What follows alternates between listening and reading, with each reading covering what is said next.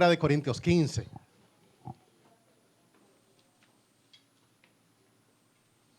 Estaremos leyendo 2 versículos de la palabra del Señor. Primera carta de Pablo a los Corintios en el capítulo 15.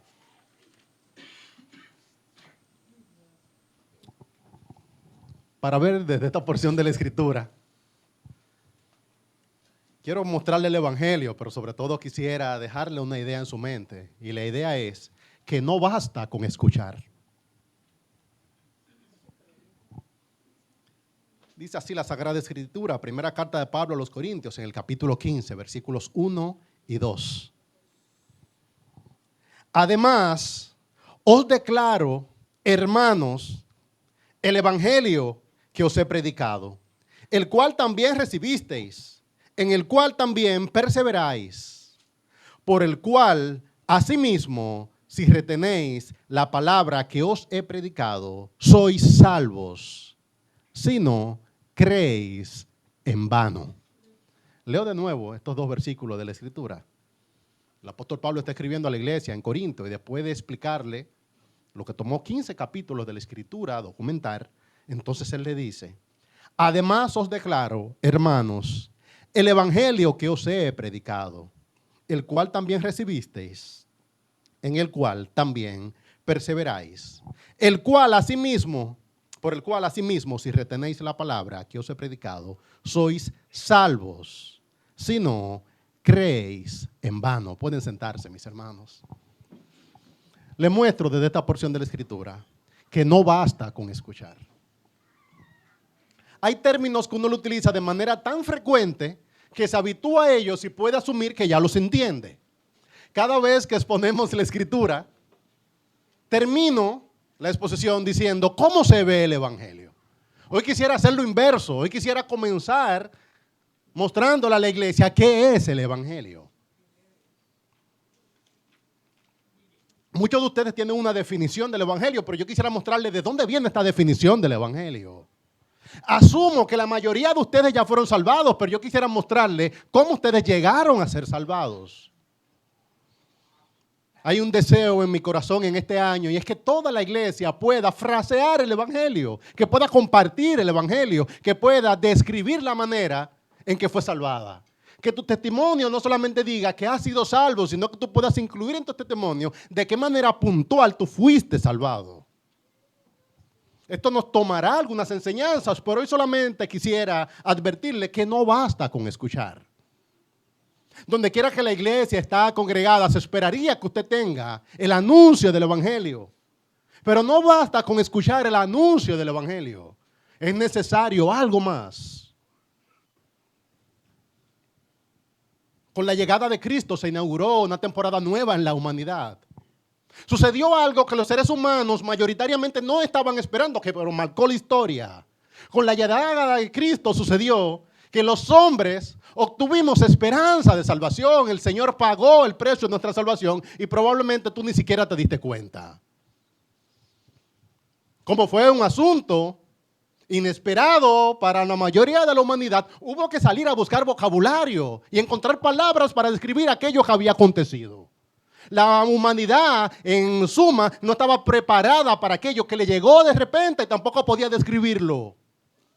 Es una realidad que tú no estabas habituado a ella y como no estabas habituado a ella, tampoco existía una palabra para describir lo que había sucedido. Entonces aquellos primeros testigos de Cristo tomaron vocabulario de la cultura, se apropiaron de este vocabulario y describieron lo que Cristo había hecho por nosotros. Por ejemplo, en el mundo antiguo, donde había sucesión de reyes, cuando emergía un nuevo rey, entonces el rey mandaba por todo el imperio a sus emisarios y estos emisarios iban a caballo y iban difundiendo la noticia. Y de acuerdo al semblante del emisario, tú podías saber si eran buenas o malas noticias. Si el rey era bueno, entonces las noticias probablemente eran de una sección fiscal o de un edicto de tolerancia. Pero si el rey era malo, probablemente lo que venía de noticias eran malas noticias, que se recrudecían las condiciones y se aumentaban los imperios, se aumentaban los impuestos al imperio. Entonces estos emisarios, estos ángelos, cuando salían, venían a caballo, venían con estandarte Y de acuerdo a su actitud, tú podías inferir si eran buenas o malas noticias. El término evangelio significa precisamente buenas noticias. Y a esta audiencia de los corintios que estaba en una región romana, ellos podían saber lo que significaba buenas noticias. Significaba que había un nuevo rey y que tenía unas nuevas condiciones y que estas nuevas condiciones eran favorables para ustedes.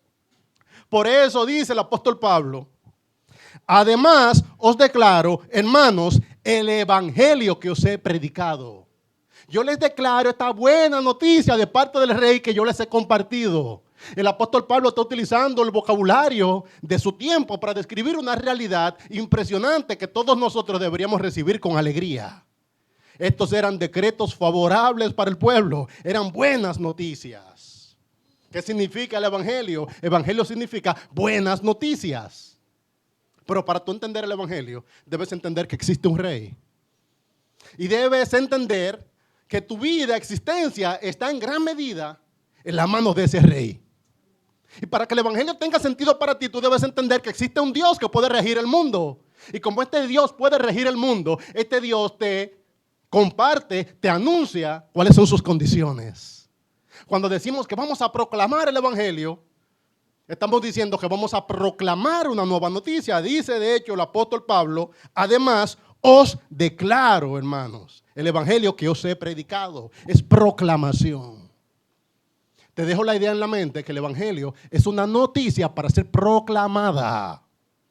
Cuando el evangelio se anuncia, es una noticia que se está dando a conocer, no es un argumento, no es un reglamento, tampoco son condiciones necesariamente, es un favor, es gracia, porque las noticias son buenas. Cuando cambiaba el rey, el pueblo estaba en expectativa. ¿Qué dirá? ¿Qué hará? Y este rey que ha llegado entonces nos dice: lo que haré es bueno para ustedes. Es el anuncio de gracia, es el anuncio de favor, es una noticia para ser compartida. El heraldo no llegaba a la plaza para debatir, él llegaba para anunciar. Quisiera clarificar que el evangelio no se comparte en medio de controversias, en medio de debates, en medio de condiciones. Cuando a ti te mandaron a anunciar el evangelio, no te mandaron a establecer una escuela filosófica, no te mandaron a hacer polémica, no te mandaron a establecer un debate o un argumento. El evangelio no es un argumento para debatir, es una noticia para recibir. Y si la noticia se va a recibir, el hombre va a hacer algo con esa noticia, pero el emisario no tiene que razonar con el hombre. Imagínate que yo te hago el anuncio y tú me dices: no me gustan las condiciones. Yo te digo: habla con el rey. Muchos hermanos míos no comparten el evangelio porque entienden que el evangelio es un argumento, que el evangelio es algo que puede ser rebatido. Tú puedes recibir o no recibir el evangelio, pero yo tengo que anunciarte el evangelio, yo tengo que proclamarte el evangelio. El evangelio no es un argumento para ser debatido, es una noticia para ser comunicada. Es la razón por la cual los apóstoles se movían. Los apóstoles de Jesucristo no estaban en un lugar estático, estaban anunciando aquí y después iban y anunciaban allá. ¿Y por qué? Porque el evangelio es una noticia para ser anunciada. La gran comisión no nos mandó a nosotros ni siquiera dar estudios bíblicos, sino anunciar el evangelio. ¿Qué fue lo que hizo el apóstol Pablo ante los corintios? Dice que él les declaró este evangelio, él les predicó este evangelio. Si realmente entendemos esto, yo creo que más de nosotros estaríamos compartiendo las buenas noticias. Si realmente interiorizáramos que es una noticia para compartir, no pensaríamos tanto con lo que la gente hace con las noticias. Es como el cartero. El cartero puede traer buenas o malas noticias, pero él va a entregarte una carta. Tú puedes hacer algo con el evangelio. Yo quería ir un poco más profundo, pero yo quiero sobre todo que tú sepas que el evangelio es una noticia para ser proclamada. Para esto existimos como iglesia. ¿Por qué la iglesia está en Santo Domingo? ¿Por qué tenemos este culto? Tenemos este culto porque esta noticia necesita ser proclamada, necesita ser encarnada. De hecho, un culto cristiano donde no se predica el evangelio sería un desperdicio.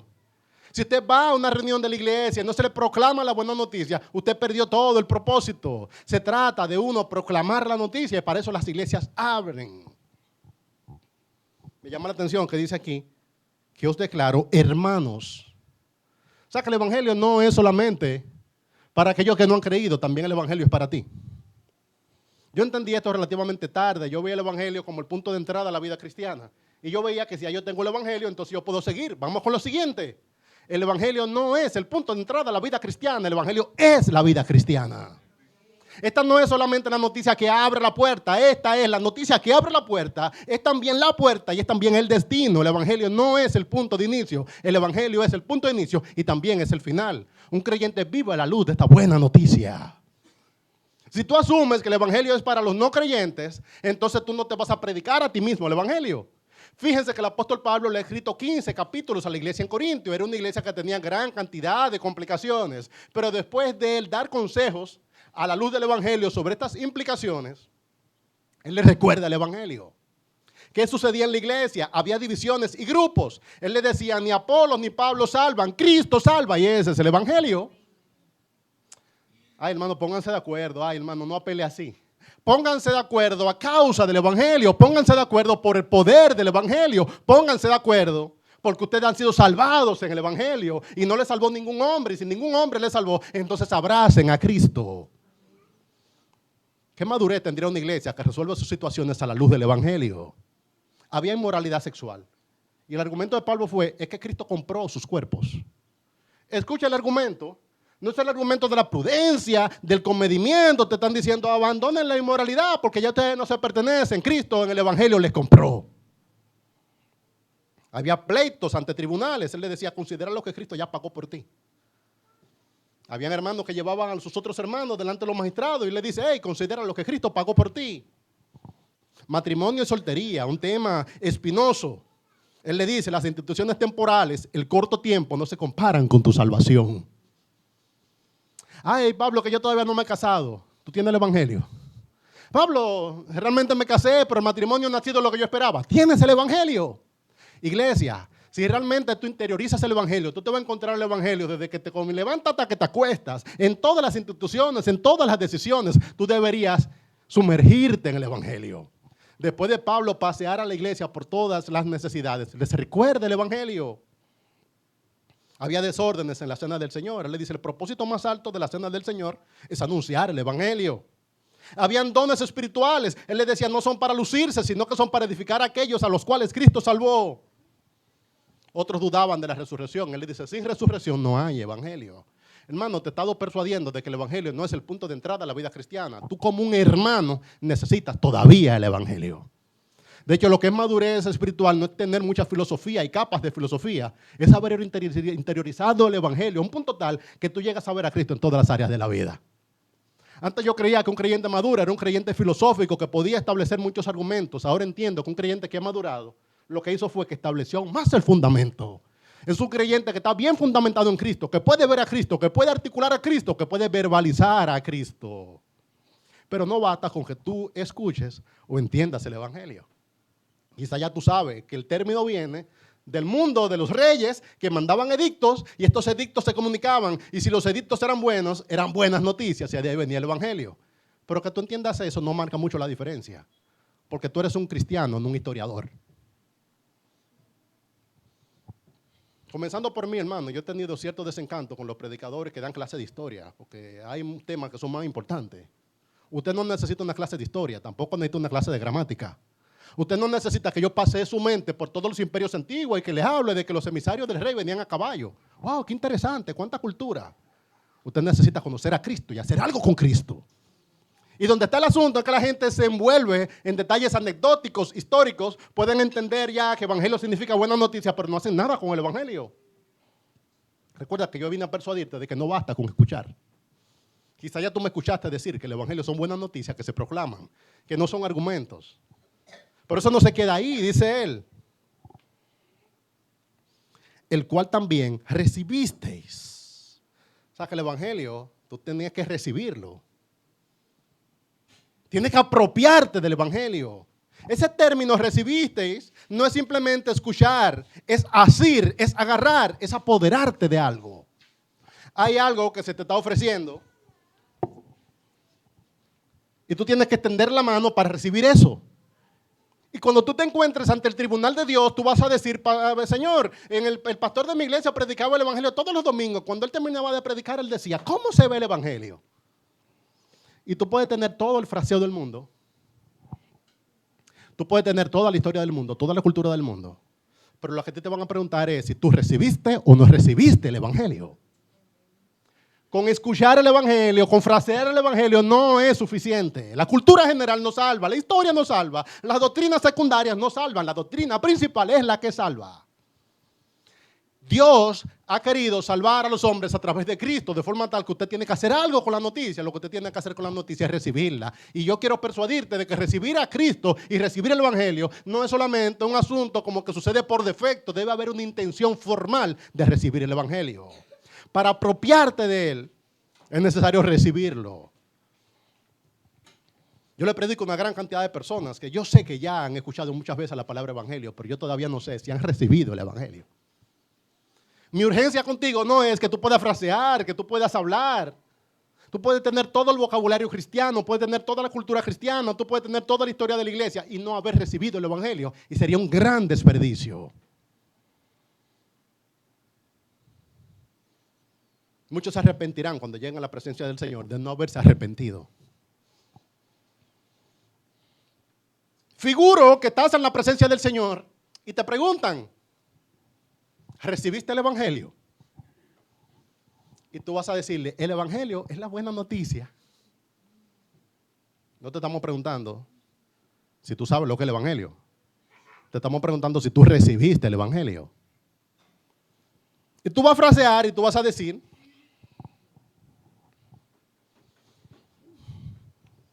conozco el término, conozco la palabra, de dónde viene. Se repitió muchas veces en mi iglesia.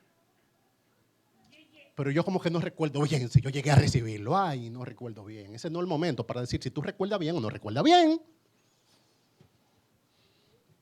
Dirán que no rechazaron el Evangelio, pero ¿sabe lo que le dirá el Señor? Tú no rechazaste el Evangelio, pero el que conmigo no recoge, desparrama. Apartado de mí, hacedores de maldad. Nunca os conocí. Mano, es peligroso porque estamos hablando del Evangelio todos los días, que hay una gran cantidad de personas que pueden asumir que ya recibieron el Evangelio. En el mundo romano, recibir o no recibir cosas no era una emoción. Parte de la cultura en que nos ha tocado vivir es que la cultura que nos ha tocado vivir, la gente asume cosas. Se le ha quitado la formalidad, se ha quitado la institucionalidad. Y la gente vive en eso de que yo estoy aquí, como yo estoy aquí, yo tengo el Evangelio. ¿Tú tienes o no tienes el Evangelio? Es un mal de nuestro tiempo. La tierra, gran parte de la tierra en nuestro país no tiene titularidad. ¿Ustedes sabían eso? La gente vive toda su vida sobre un terreno que no es suyo. Y cuando aparece el dueño, entonces le tiran piedra. Usted no es dueño ni propietario, usted es un invasor. Trate de tener por lo menos un cintillo. Pero eso no es suyo. Pero la gente dice, ¿qué importa que no sea mío si yo vivo aquí? Ay, es que tú no solamente quieres vivir ahí, tú quieres tener la titularidad del lugar donde tú estás viviendo. Pero esa tierra se da, trate de recibirla formalmente. ¿Qué importa? Todos los vecinos saben, yo sé que ellos saben, pero debe haber mecanismo donde te diga que la tierra es suya. En el matrimonio la gente no se quiere casar, sino que se muda. Y tú le dices, ¿él qué es tuyo? ¿Qué es ella tuya? Mi pareja. Ay, hermano, no hay una cosa que se escuche más simple que alguien diga, mi pareja. Mi pareja tiene los patitos, tiene los pollitos. Y alguien dirá, ella es mi esposa, él es mi esposo. ¿Cuánta falta hace la doctora Yadira Morel? Que le llamamos a la gente para pedirle consejo de migración. Y le decía, a mí me pidieron junto con mi esposo. Y ella le decía, ¿y usted está casada? Tenemos 15 años, no es eso lo que yo le pregunto. ¿Usted está casada? Entonces, yo le decía, deje de llamarle marido, que ese no es su marido. Esa es su pareja, esa es tal cosa, pero eso para fines legales no tiene... Ay, ay, ay. Mano, estoy apelando a situaciones donde estamos viviendo todos los días para terminar en Cristo. Alguien te va a preguntar, ¿tú recibiste a Cristo? Yo me estoy congregando desde los 12 años. Ay, no es si tú te estás congregando lo que te estamos preguntando. Es si tú recibiste a Cristo. Tú le quieres presentar el Evangelio a alguien y te va a decir, ya yo me congrego. Y rápido como que. Ya yo fui. Congregarte no salva. No, que yo me estoy congregando en una iglesia grande. Congregarte en una iglesia grande tampoco salva. Me estoy congregando en una iglesia de sana doctrina. El asunto es que tú estás en una iglesia de sana doctrina, pero sigues estando enfermo en tus delitos y pecados. Eso no salva. El apóstol Pablo le dijo, el evangelio que yo os he predicado y el evangelio que ustedes recibiste, y es la razón por la cual te llamo hermano. Usted puede tener todos los años del mundo congregándose, pero debe haber un momento que usted tome una decisión y te diga, yo he recibido formalmente a Cristo. Porque esto no nació en el mundo occidental, nació en el mundo romano. Y en el mundo romano estaba muy claro quién era o quién no era ciudadano. Y de aquí es que viene la expresión que tantas veces mencionamos del libro de Efesios, que dice que ya no sois extranjeros ni advenedizos, sino conciudadanos de los santos y miembros de la familia de Dios. El asunto no es si usted está entre nosotros, el asunto es si usted es un conciudadano de los santos, un asunto legal, y un miembro de la familia de Dios, que es un asunto legal. La transferencia de la tierra en el Imperio Romano requería testigos. Y en el antiguo Israel, cuando una persona iba a hacer negocios, tenía que dar un símbolo. Por ejemplo, tenía la transacción del zapato. Que si una persona adquiría una posesión de otro, como no existían contratos comerciales, se quitaba un zapato y se lo daba. Y yo me reí mucho ayer pensando en esto. Porque yo escribo raro y mi firma me da lucha repetirla siempre igual. Pero mire, si alguien ve un zapato mío, va a decir, ese es de él. Cansa 11 y medio gambao. Es de él. Él lo vendió. No hay duda, es de él. Por ejemplo, vos cuando iba a hacer un contrato llevó un zapato. Y dices, ¿por qué lleva un zapato? Porque un zapato tiene, eso es más, en mi caso, eso es más fuerte que la huella digital. Alguien le entrega un zapato y dice, no, mira, me vendió la tierra, yo tengo su zapato. ¿Y cómo tú tuviste su zapato? Él me lo dio. Bueno, si en el mundo antiguo se entregaba un zapato por una tierra, tú vas a decidir que tú recibiste a Cristo así, por inercia. Dije, no, que yo estaba ahí. Eso lo estaban dando.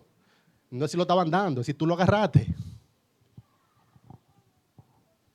En el antiguo Israel habían leyes. La gente ha exagerado la institución de la esclavitud. Era una manera de trabajo. Una persona se entregaba su libertad a otro para trabajar.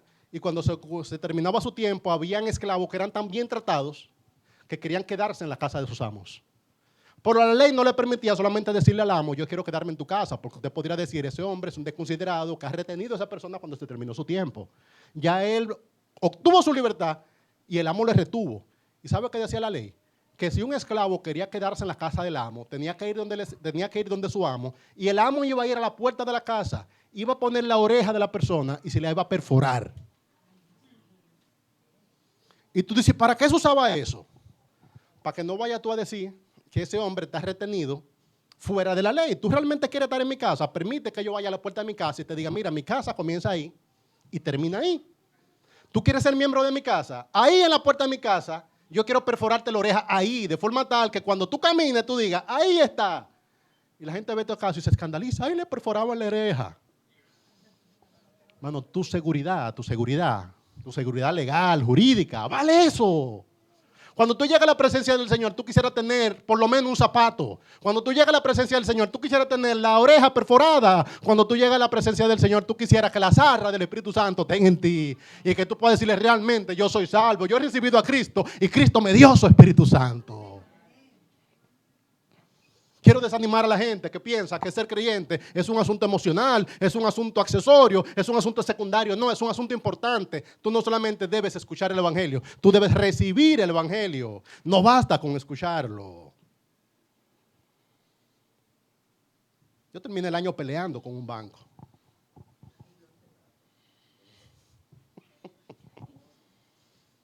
Y pues hace unos 4 años hice un préstamo hipotecario donde me dijeron que el préstamo era tasa fija.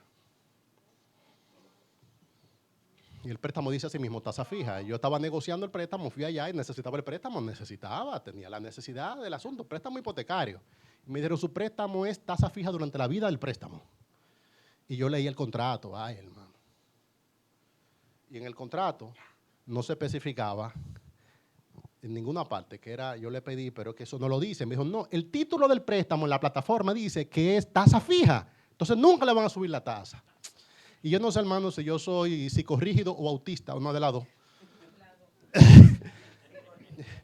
Pues yo me atravesé, hermano, y le dije, póngamelo en el contrato. Ay, que la plataforma es que emite el contrato de manera automática y no se puede. Deme una carta. No sé si corrigido ayuda para alguna cosa. Me dieron una carta y la carta decía que su préstamo era tasa fija durante la vida del préstamo. Pasaron 4 años y me aumentaron la tasa, hermano. Y ese préstamo se fue por allá, que yo no iba a poder pagar ese asunto. Y salí a buscar los documentos. Y yo que guardo papelitos y cosas, hermano. Miren, eso. Pero en gran medida eso significaba si yo iba a poder llevar a mis hijos a comer un helado, ¿no? Si yo voy a vivir con una presión financiera hacia allá o hacia allá. Ay, hermano, y cuando apareció esa carta. Y yo vi el logo de la institución financiera en esa carta. Y yo vi mi nombre en la carta. Ay, encontré el documento. Pero encontrar el documento no basta. Después tuve que dedicar un mes a pelear con el asunto y pagar en sobreprecio la primera cuota. Pero me bajaron la cuota, hermano. Hermano, cuando usted llega a la presencia del Señor, trate de no llegar a mano pelada y que no, a mí me dijeron. Diga que usted no solamente escuchó el Evangelio, sino que usted objetivamente recibió el Evangelio. Por eso dice la Escritura que el que creyere y fuere bautizado será salvo. Porque el bautismo es un asunto público, el bautismo es una decisión objetiva. Usted va a recordar el momento de su bautismo. Eso no es de que no, yo como que creo, pues yo estaba ahí siempre. Yo salía en las fotos. Las fotos no salvan. Está demostrando, hermano, que el Evangelio es una noticia para ser proclamada, pero también para ser recibida. Después le dice, en el cual también perseveráis. Esa es una noticia para tú perseverar en ella. El término perseverar lo traduce en otras traducciones como la Nueva Biblia de las Américas, la NBI, en el cual están firmes, le dice. El Evangelio es un asunto para tú afirmarte en ello. Si realmente tú crees que tú eres de Cristo, si realmente tú entiendes que Cristo pagó lo que hacía falta, entonces tú deberías afirmarte en esa posición. Y ahí es que comienza la madurez cristiana. La madurez cristiana comienza cuando una persona se afirma en Cristo. Regáleme un libro de doctrina. Yo quiero ir a un instituto bíblico. Ay, hermano, vaya a los seminarios, vaya a los institutos. Pero los institutos bíblicos no son los que te van a afirmar. Lo que te van a afirmar es tú entender el Evangelio cada vez más. Interiorizar el Evangelio cada vez más. Predicarte el Evangelio cada vez más. Eso significa literalmente estar firme. Recuerda que los primeros testigos salieron a buscar vocabulario de su cultura. Y tampoco había una figura que la gente entendiera. Y utilizaron un vocabulario militar. En la formación de los griegos, cuando iban a la batalla y que eventualmente heredaron las legiones romanas, los soldados hacían una fila con el escudo. Y cuando le decía a su comandante que tienen que estar firmes, lo que está diciendo es que el escudo no baje y que no rompan la formación. Quien está firme no es una persona que está solo y que dice, vengan contra mí, sino una persona que está formado junto con el ejército, de forma tal que estar firmes para nosotros es un asunto plural, comunitario. La gente ha difundido la idea de que los devocionales, las disciplinas espirituales son asuntos privados y de cada quien. No. En una legión, en una formación griega que iban hacia la batalla, tú no podías defenderte tú solo. De hecho, el escudo estaba diseñado de forma tal que cuando tú lo subías, tú te protegías tú y le protegías la mitad de tu compañero. Cuando tú decías que tú estabas firme, tú estás diciendo, yo estoy firme y tú también lo estás. Hermano querido, estar firmes en Cristo es un asunto necesario para que cuidemos la iglesia del Señor. Estar firmes en Cristo es un asunto necesario para mantener los distintivos cristianos. Tu firmeza me afirma a mí, mi firmeza te afirma a ti. La gente dice, y él está firme. No es si tú estás firme, es si estamos firmes en Cristo. Si estamos formados juntos. Más que un esfuerzo por ganar tu salvación, es un esfuerzo por no retroceder del lugar donde Cristo te ha puesto. Y el trabajo del diablo es hacer que el creyente pierda su firmeza, que tú pierdas la seguridad de tu salvación, que pierdas tu distintivo, que tú ya no entiendas de lo que Cristo ha hecho. Y mientras menos tú entiendas eso, más vulnerable serás. Un creyente es tentado cuando deja de ver a Cristo y su obra en la cruz. Y la obra de Cristo en la cruz es lo que permite que tú superes la tentación. Tú estás firme mirando a Cristo. Y quien deja su firmeza es aquel que ante el fragor de la batalla, su instinto de supervivencia le hace soltar su escudo y soltar la formación y agarrar otra cosa. Cada vez que un creyente deja de confiar en Cristo para confiar en otra cosa, ha perdido su posición de firmeza. Tú estás firme en Cristo, eso significa que Cristo te satisface, que Cristo es tu seguridad, que Cristo es tu garantía, que cuando te faltan muchas otras cosas, todavía tú tienes a Cristo y por eso estás firme.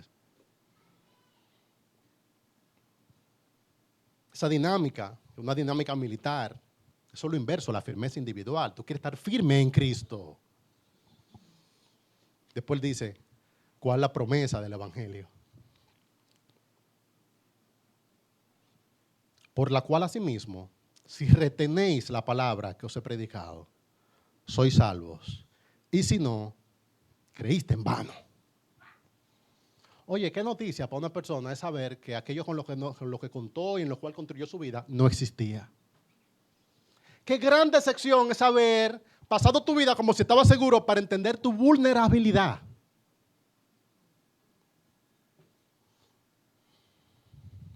La condición es retener la palabra, y la palabra es Cristo. Más que aprender cosas nuevas, es retener lo que recibiste. Y si la palabra es Cristo, tu meta es aceptar a Cristo, sostenerte en Cristo, saltar cualquier cosa menos a Cristo.